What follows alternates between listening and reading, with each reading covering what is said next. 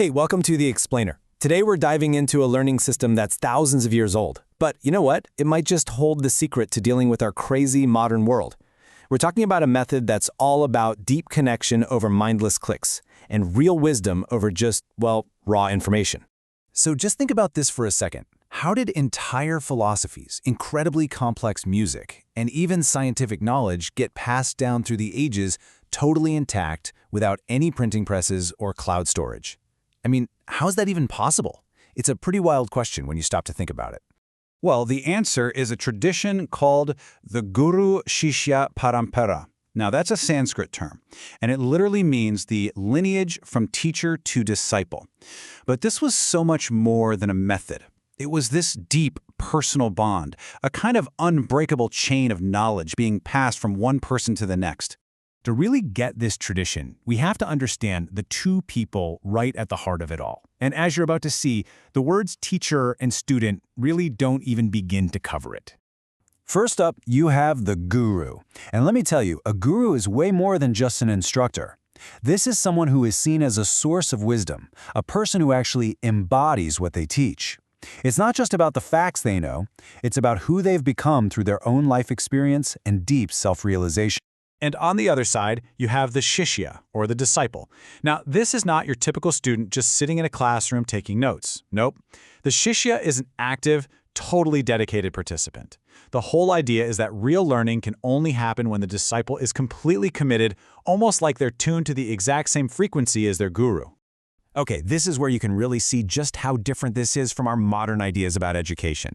A conventional teacher, look, they instruct, they give you information, and that's a super important job. But a guru's role, it's all-encompassing. They're there to guide a complete transformation, to literally shape the Shishya's character and their future. It's less of a job and more of a profound spiritual bond that can last a lifetime. I love this idea. It just perfectly captures the depth of this relationship. The guru isn't just pointing the way forward. They're also like a mirror, helping the Shishya see their own true potential, their real self, in a way they could never, ever do on their own. So where did all this happen? It wasn't in some stuffy lecture hall, that's for sure. It all took place in the Gurukula, a place that was part school, part home, and a completely immersive world of learning. Just imagine this. In the Gurukula, the Shishya would actually go and live with the guru, becoming, for all intents and purposes, a part of the family. Learning wasn't just scheduled for an hour a day. No, it was woven into the very fabric of life. You'd learn not just from formal lessons, but from watching how your guru handled daily chores, how they interacted with people, everything. And through that constant immersion, you just naturally picked up values and discipline, forging that deep, unbreakable bond.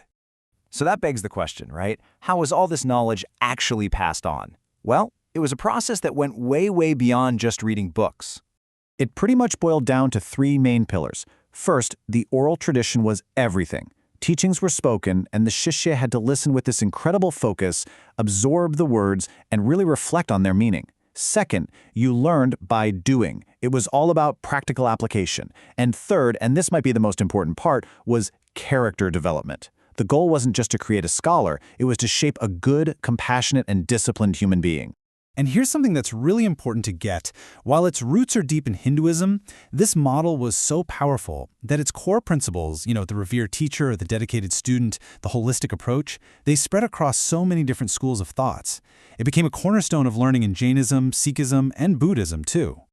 So, the big question. Does this ancient system have any place in our crazy, fast-paced, tech-obsessed world? The answer is absolutely 100% yes. Its legacy is totally alive and well. I mean, you can still see this tradition alive and kicking today. It's the main way people learn in fields that need this incredibly deep, nuanced understanding. Think about Indian classical music or dance, yoga, martial arts, traditional medicine like Ayurveda. These are things you just can't learn from a textbook. You need that personal, one-on-one guidance. But okay, here's where it gets really, really interesting. These ancient principles, people are now adapting them to help us deal with one of the most stressful parts of modern life, the corporate world. In fact, this whole system might just be the unexpected antidote to modern burnout. The key concept here is something called karma yoga. This is the idea of doing your work, your job, with mindfulness, but without being attached to the results. It's about treating your work almost like a form of selfless service. It's all about finding meaning in the process, not just in the paycheck at the end. And look, this isn't just some abstract philosophy. It translates into real, concrete things you can do at the office. Mentoring a junior colleague? That becomes seva, or selfless service. Taking just 3 deep breaths as you walk between back-to-back meetings? That's a tool for mindfulness. And learning to handle a huge success or a crushing failure with the same calm, balanced mindset? That is a powerful way to crush stress. It's all about connecting your daily grind to something bigger. Which kind of brings us to our final thought for today. We live in a world where any fact is just a Google search away, right? Information is everywhere. It's cheap, it's instant. So in a world like that, what is the real value of a system that's built on patience, on discipline, on deep mentorship, and on real human connection?